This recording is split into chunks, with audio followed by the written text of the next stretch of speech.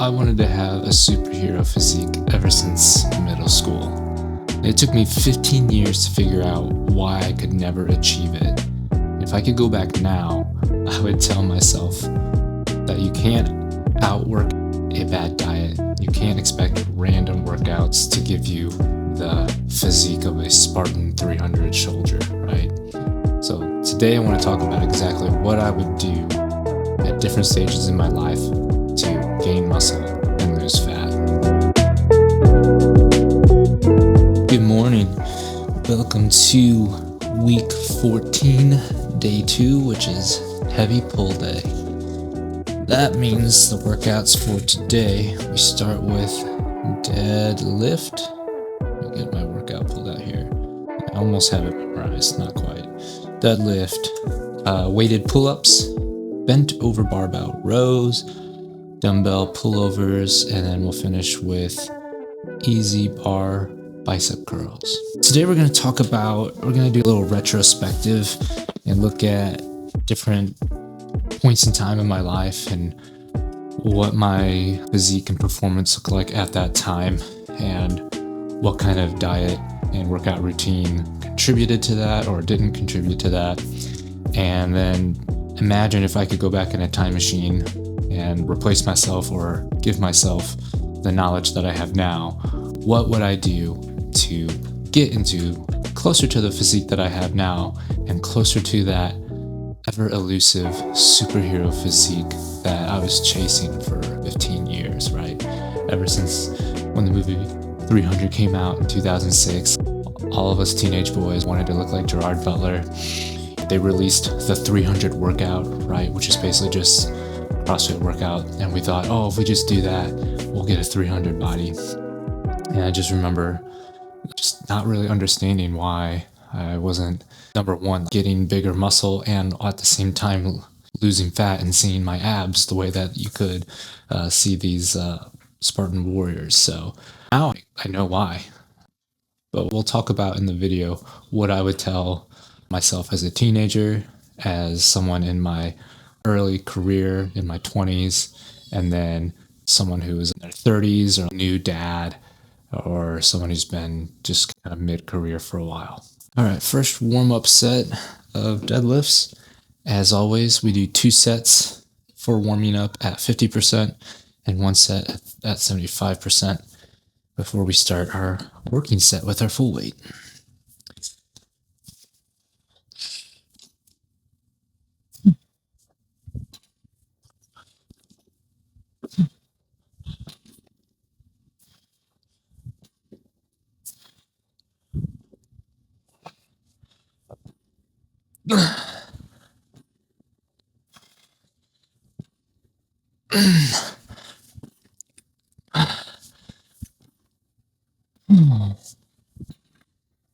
Alright, so I grew up in a family where we just kind of ate whatever we want. I wouldn't say we ate the most terrible things, but we certainly weren't clean eaters. And that worked out fine. As a young kid and a teenager, I was really active in sports, so I didn't have too hard of a time staying somewhat lean. I think between all of the sports and stuff like that, and just being a teenager with a high metabolism, I was able to stay relatively lean. And in middle school, that was my first exposure to the gym. Our basketball coach taught us how to do a few different movements and warm-ups and stuff. And then in high school, that's when I started actually doing routines with the football team. We would do that in the off season. And so that led to a somewhat, probably above average for a 16-year-old boy, muscular physique, but still today I would say is small. And then pretty lean, but then I always wanted to be leaner. And what I would go back and tell myself was, forget about being super lean. If you're playing football, you don't want to be super duper lean. It's not going to help you out. Eat more food, lift more weights, put on more size. That's what I would tell teenager AJ. All right, second set of warm-ups.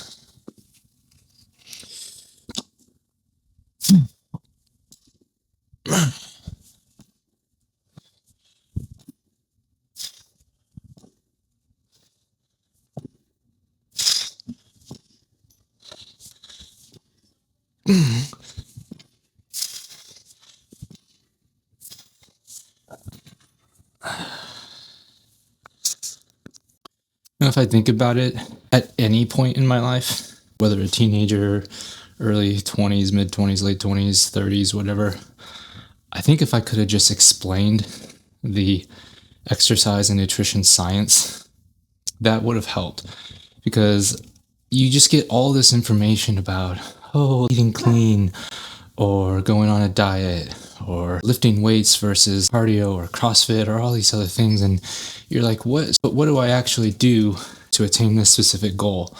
And as I like to explain, it is quite simple, but for some reason, the facts seem to be elusive.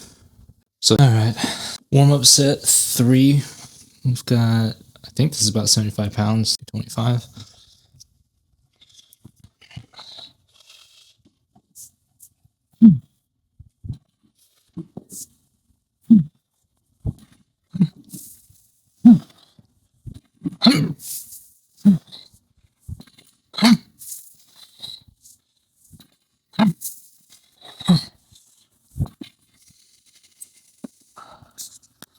So I think one of the biggest myths that I subscribed to throughout that 15-year period was that conditioning, like running and sprinting and stuff like that, is what you do to lose weight. And weightlifting is what you do to gain muscle, which there's some truth to that, but I don't think I realized that you could actually just weightlift and resistance train, and with the proper diet, that you could build muscle and lose fat. At least from an early, when I was first beginning, that certainly would have been true. And then later, when I had gained some fat, I wish I would have known that it's easier than you're making it out to be. You don't have to do all these Metcons and EMOMs and all this conditioning work if you want to lose fat. That certainly doesn't hurt in losing fat, but if you want to maximize muscle gain or muscle retention and also lose fat, you can just do progressive overload weight training. All right, let's get our first set of working weight on our deadlifts. We've got 305 loaded on here. I think we should be shooting for 3 sets of 4.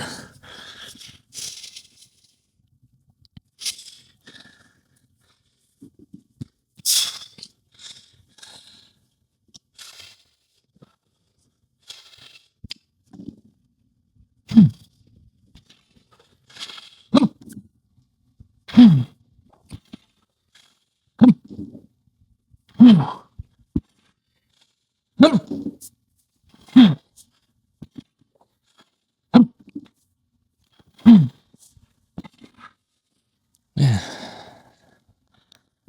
How come no one said anything? That wasn't 305. That was only 275. I forgot to put on my 15s. 30 pounds. I thought when I lifted it, I was like, I must be getting stronger. This is feeling easy. It happens. We make mistakes. So I'm just going to keep going. I'm not going to do that set or anything like that. We'll do 2 sets at this weight and we'll see how we're feeling. If we're still feeling good, we might tag on a set at the end, just because that was not a full 305 pound stimulus. All right, let's try and do this deadlift at actually 305 pounds and see how that's feeling. Imagine that'll feel quite different than 275. All right.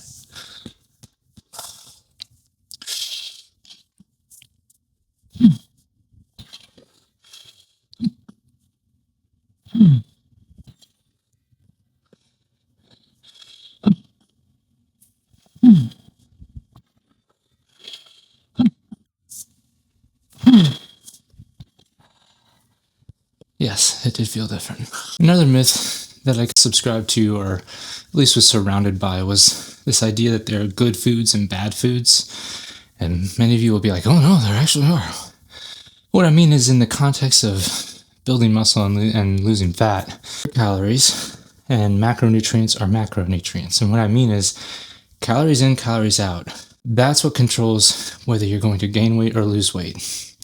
The kind of weight that you gain or lose is affected by 2 things: the quality of those calories and the content of them, meaning how much protein, carbs, and fat are in those. And also your micronutrients are very important. And then what does your activity look like? Are you lethargic? Are you sedentary? Do you do a lot of cardio? And or do you do weight training? That's going to play a big factor in if you're going to gain muscle or hold on to the muscle that you have while you're losing fat. Or if you're gaining weight, how much of that weight is going to be fat versus muscle. All right, this is our third set of deadlifts. It's only our second set of 305, so we're going to see how this feels. And if we're still feeling like we've got some energy left, we'll do another set maybe, since we did a mini second warm-up.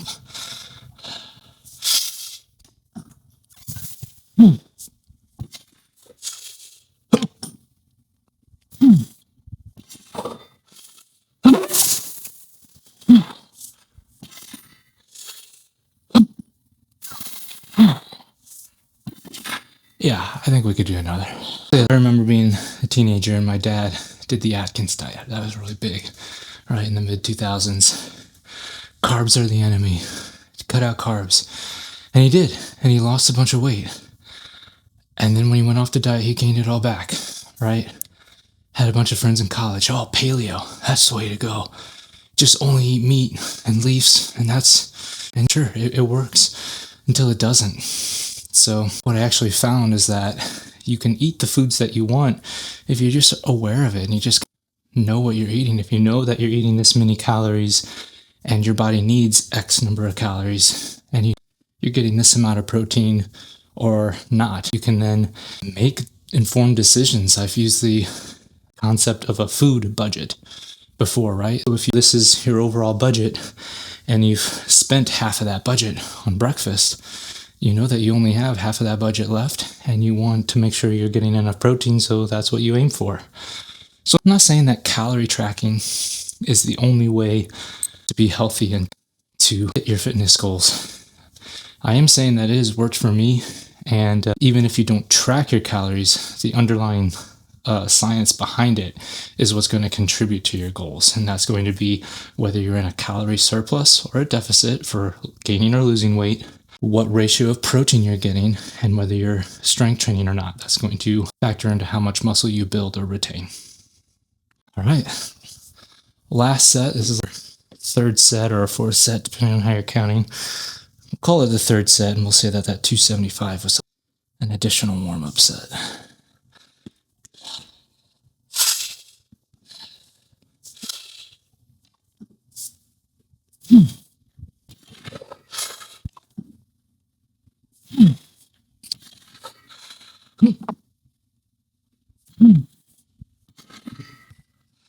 Glasses are falling off.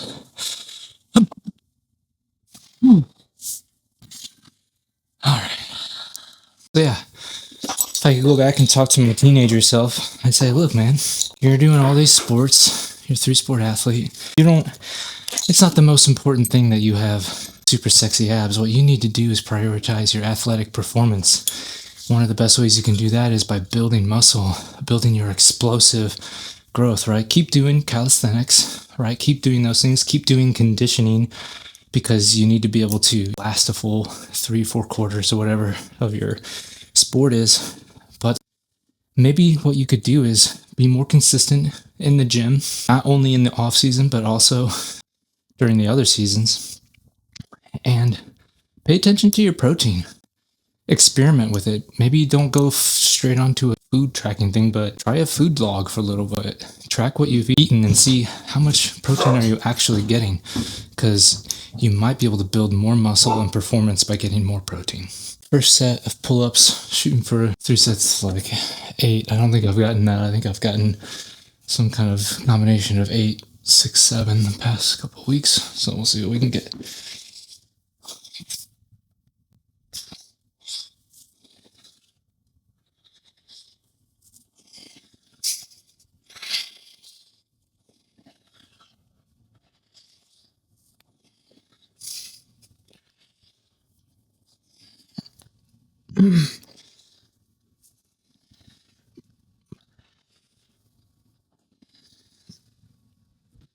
Eight. Now, what I tell the teenage AJ is maybe a little bit different than what I tell to early 20s AJ. The reason is, doing all these sports in high school, even in college. I think if I were to go to college, AJ, I was a D3 track athlete, not amazing or anything like that. But what I would say is diet.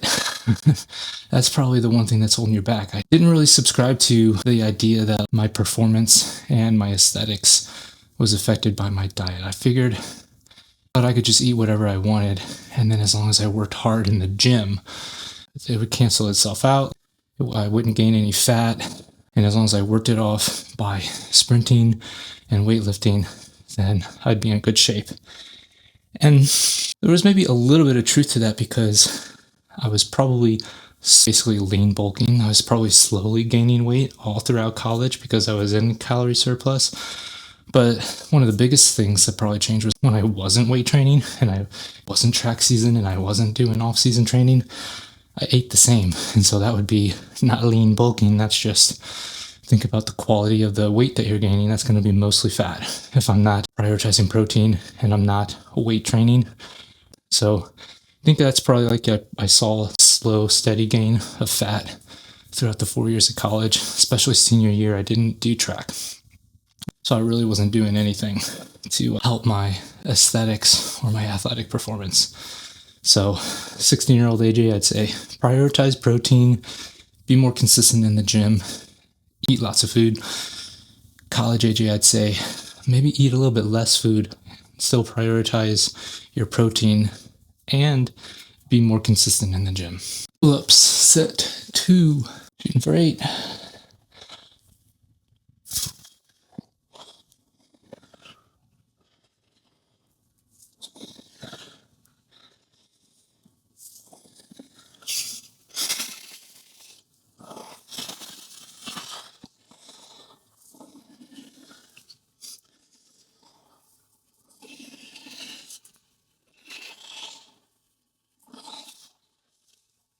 All right. Now, as I talk about post-college, early 20s, AJ, you'll notice that the theme is consistent. It's be consistent in the gym and actually pay attention to what you eat. Those are things I just didn't really do because I just didn't really understand how it all played into each other. And so going back to what I originally said, if I could just explain the exercise and nutrition science behind the picture of aesthetic body in my mind, if I could explain that to myself and not have that version of myself understand it, maybe I would have made different choices. So between the ages of early 20s to 30, I did CrossFit off and on and still didn't really pay attention to what I was eating. If I wanted to be healthy, I just focused on trying to eat clean foods, not as much sugar, more veggies and stuff like that, which is generally a good idea. I just didn't really understand how it was affecting my body composition. So I think by and by, on the most part, I was probably in a calorie surplus for that 8 or so years. And I did put on some bulk. In CrossFit, we did do some weight training. We didn't just do conditioning. What I didn't realize is that the famous CrossFitters who are just huge and jacked and you can see their abs, what I didn't realize is they're doing these Metcons and EMOMs and conditioning, but they're doing dedicated strength training as well, right? They're doing hours and hours every day of 1 second. All right, I'm back. Hopefully I finished everything I was saying. I apologize for leaving like that. I had a internet person out switching internet providers. So hopefully I finished what I was saying enough to move on. Let me hook that back on here, but let's get our last set of pull-ups.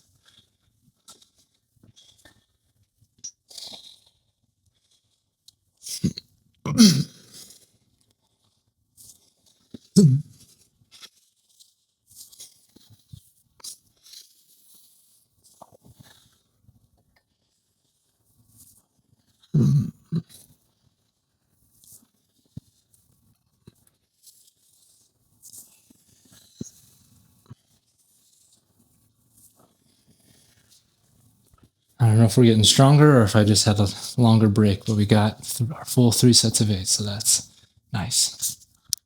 So just a little context for my body composition at these different stages. In high school, I was probably 150 pounds. And then that slowly increased, whether I was probably putting on some muscle, for sure, but also certainly putting on fat throughout the end of high school into college. It's probably about 170, 180 by the end of college.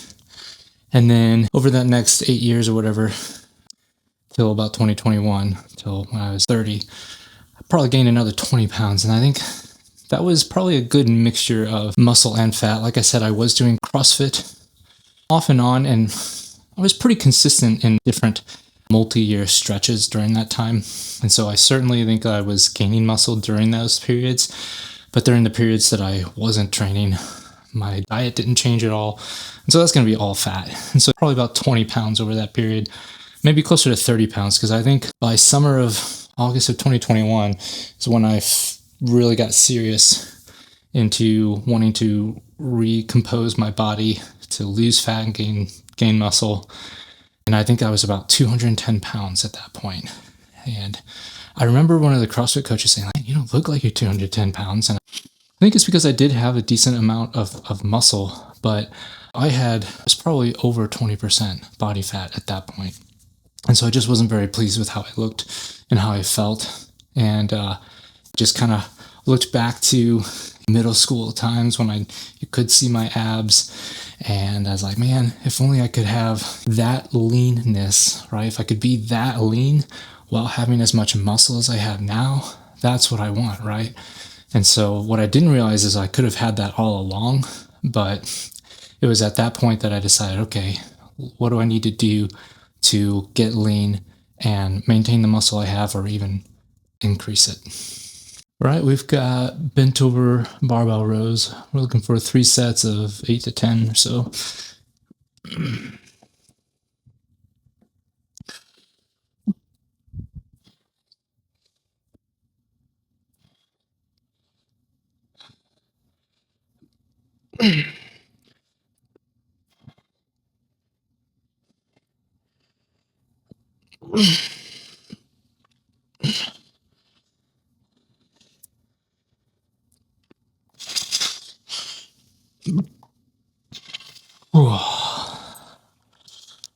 And even after I learned what I know about exercise and nutrition in 2021, I read Bigger, Leaner, Stronger by Mike Matthews. And he's from legion.com, has a good blog and supplements and all that stuff. But that was when I finally realized, I think that this calorie tracking and macronutrient tracking, I think that really makes a difference. And so I read the book to understand it. I started implementing it and saw a huge change. I think I was down to 180 within a few months from 210. And then within a year, I was down to 170, fluctuated a little bit in between there. But it made a huge difference. I was able to get close to a physique that I had imagined when I was a teenager. And then for the next few years, between then and now, I would say between 2023 and 2025, I had varying levels of consistency. I think if I were to go back to that point in my life, I'd say, listen, cycle on and off. Do a cut for 2 weeks, do maintenance for 2 weeks, or do a lean bulk for a few weeks and then maintain for a few weeks. But I think what I did was I just would go for really long periods of cutting. And then at the end, I wouldn't have any discipline left or motivation left to stick to maintenance calories. And so I would just be in a big surplus and I'd call it a dirty bulk, right? So that's my goal coming out of this cut, is to not just go into a dirty bulk right away. I want to go back into a maintenance phase and then try and do that cycling on and off and still maintaining good protein amounts and still tracking my calories and maintaining consistent in the gym. It's the same things over and over again. Be consistent in the gym. Do progressive overload. Be consistent with your calorie tracking and understand that a surplus will gain weight and a deficit will lose weight and that you need plenty of protein. It's the same thing now as it was then. The only difference is now I know about it. And if I'm not hitting my goals, it's not so much about ignorance. It's more about adherence. All right, let's get this next set of bent over rows.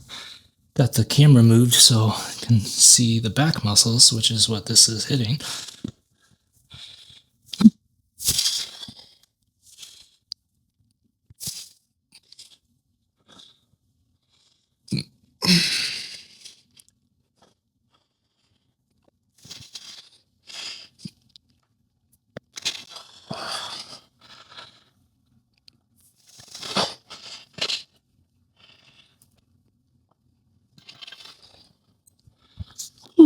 Now, I'm not saying that I have reached my peak performance and aesthetics. I'm far from it. I will say I did a video on muscle potential. I do think I'm close to the top of my natural muscle building potential. I probably have a few pounds left to go. I can certainly gain more muscle, especially in my back and my lats. I can get some size there. So I definitely have some room to grow there, but I think one of the best things I can do to help my physique is to maintain a lower body fat percentage. So this past week, I think I was hovering around 17%, which I think makes sense. I'm about 100 and, 88, 89 pounds. So the goal for this 20-week cut is to get down to 170 pounds. I think with my muscle composition, if I can hold on to as much muscle as possible, that should put me close to 10%, I think. So we've got another 6 or 7 weeks. We'll see what we get down to, and then I go on vacation, and then when we get back on vacation, that's when I'll figure out if I'm going to maintain, do another small cut, or try and do some lean bulking. Because I think I will certainly lose a little bit of muscle over this 20-week cut because it's been an aggressive cut. So that's just going to be a couple more pounds of muscle that I can gain back. That's the plan. Last bent over rows. We've been getting 10, which is good. That's more than last week.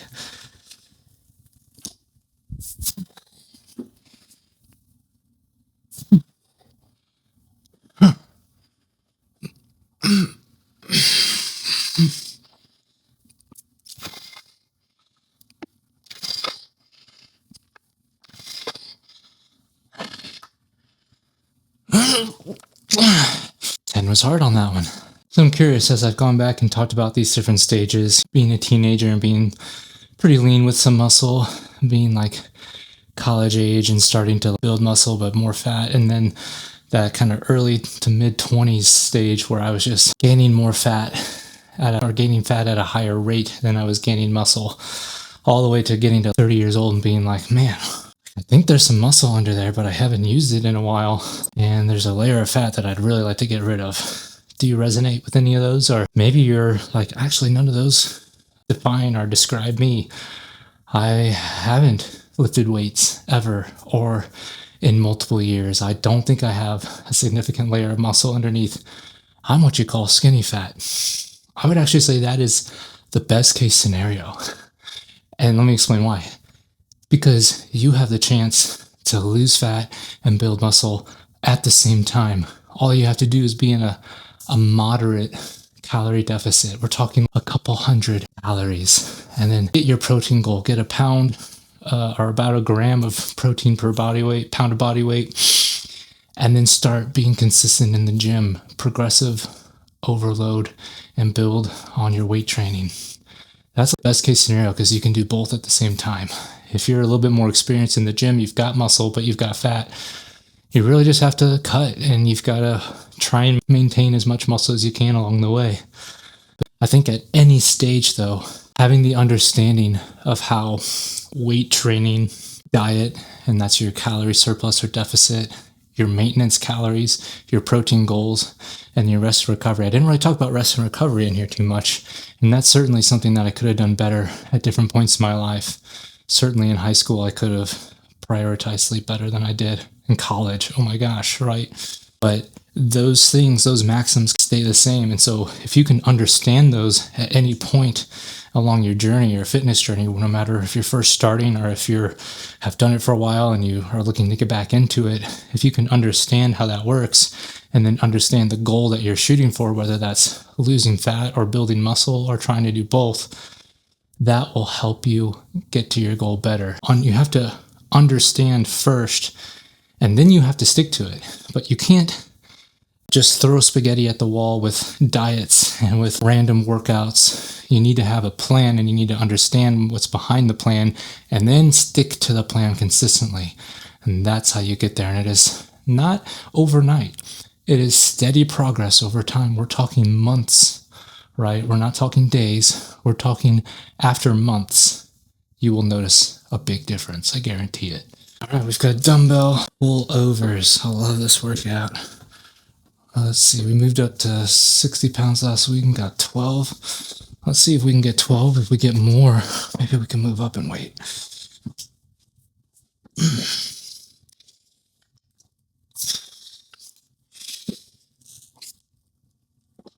Whoa.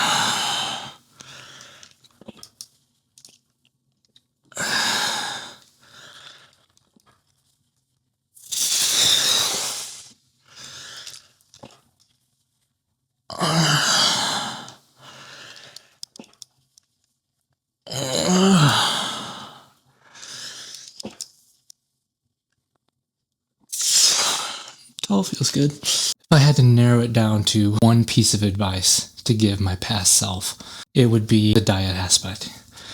I would say, listen, calories in, calories out, and high protein. You need to pay attention to that because that's what is going to determine whether you gain or lose weight and if what type of weight that is, whether it's fat or muscle. Especially in middle school, high school, early college when I was maybe not super consistent, but I was weight training. I think that would have made a big difference. And then if I could have carried that along into my early career, early marriage, and my 20s, again, would have made a big difference. And it would have affected, I think, maybe some of the other choices I made as far as workouts. So the second piece would be listening. Conditioning doesn't necessarily mean that's not the only way to lose fat. I might not have done some of the types of workouts and stuff that I did. But you live and learn. And so what I'm focused on is the next 5 to 10 years, right? I'm 34 right now. I would love to be in my mid 40s and be in a low body fat percentage. I'd love to maintain 10 to 15%, right? I don't need to be, maybe if I dip down into 8% sometimes, that'd be great. But I don't really want to go too much in over 15. I am right now, right? 17%. I don't want to get that high if I can avoid it. Obviously, things will happen, things will come up, but my goal would be to maintain low body fat percentage and lean bulk and try and reach that ceiling of my natural muscle potential. I'd love to get there and be just this rock solid mid 40s dude who has achieved something and is healthy and will be well suited, will have good body composition and high bone density to hopefully propel me through my later years into retirement and grandkids and so forth. Just 2 sets of pullovers. So we'll get the second one here.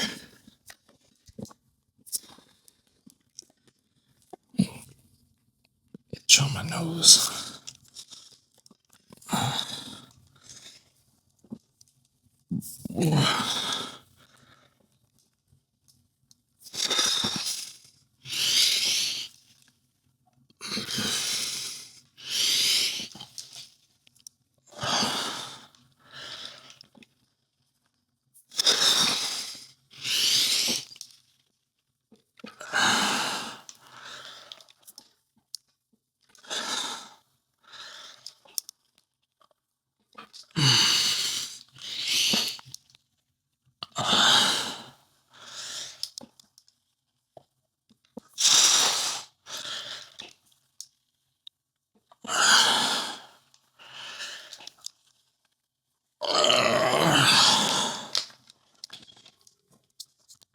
Be sure to stick around. We still have easy bar bicep curls to do, and we'll do our daily check-in where I go over my weigh-in for the day and my calories from yesterday and my protein. And I do this every day so you can see exactly how I'm hitting my goals or not hitting my goals and how that is playing into my 20-week cut where I'm trying to lose 2 pounds a week.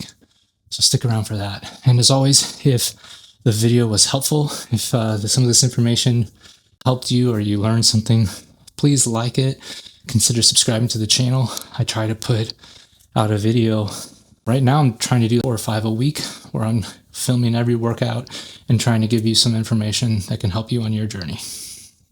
Let's hit these easy bar curls. We'll do our check-in. I think we're shooting for 2 sets of 10 of these.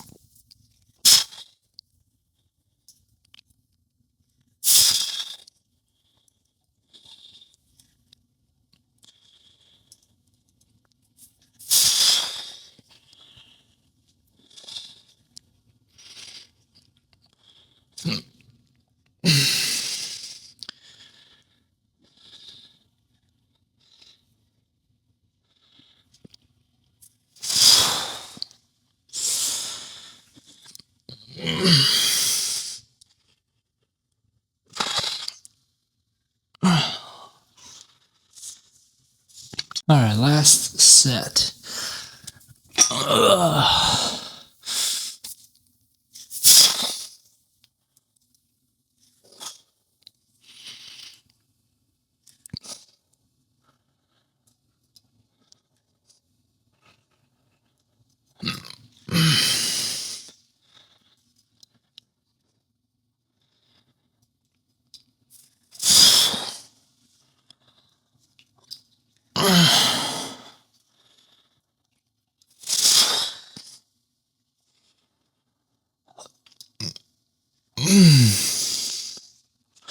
Ooh.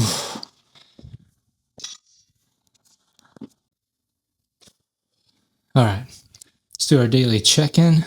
We weighed in at 187.6 this morning. Average so far this week, 187.8. We're a little higher on Monday. We want that to be trending down the rest of the week because last week we were 188.1. To hit our 2-pound goal, we need to be at 186.1. So we've got a little bit of ways to go. I'm not too worried. I've got my new plan of trying to stick to 1,800 calories rather than 1,800 to 1,900. Try to stick to 1,800 or less for the average for the week. Yesterday I did my row sprint workout and my walk. So as long as I can keep to that routine this week, I think we'll hit our 2-pound goal. Hopefully maybe a little bit more. We'll look and see where we end up this week to see if we need to make any further adjustments for the remaining 6 weeks. I'm hoping not. Don't really want to add much more cardio or take away many more calories because it's getting hard. We're in the last third or so of this cut, and it gets harder to maintain that calorie deficit and fend off that hunger. But so today I'll just try to maintain part of the routine will be sticking to the calories. Try to keep it around 1,600 and then hit my daily walk.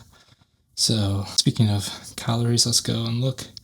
Yesterday, I talked about it yesterday in the video, but I had donuts for breakfast, which is not the best idea when you're in a cut, but I made it work. You can see my calories were only 1,737 for the day, so I still stuck to under 1,800 calories. Got 163 grams of protein, a little shy of my 180 gram goal, but close to my target of 10 grams of protein for every 100 calories. Not bad considering I only had 14 grams of protein for breakfast and 600 calories. To make up for those donuts, I planned out the rest of my day. I planned on a low-calorie lunch with chicken noodle soup and low-fat, high-protein Greek yogurt and like a little beef, like a Slim Jim type thing. And then for dinner, again, low-calorie, high-protein enchiladas with some egg whites for extra protein and another yogurt. And then I did throughout the day, I had an orange and a small protein bar. And then I planned on having this David bar after dinner. And then the gum was just to help me not snack throughout the day.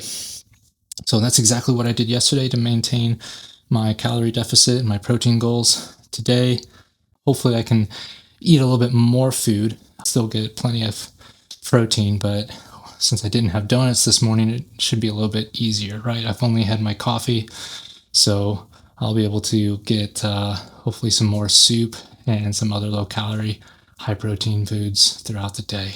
This is week 14. We're coming up on week 20 is fast approaching. Hopefully we can get to our goal of 170 pounds. If not, Not a huge deal. We'll come back after vacation and hit it, but hopefully this 20-week cut video series has been helpful to you. And if so, please like and subscribe. Check out the other videos in this series. Lots of different topics that I cover in my workouts. And every day I do my check-in where you can see what the weight trend is looking like and how I'm sticking to my calorie deficit and protein goals. Thanks so much for joining. I'll see you next time.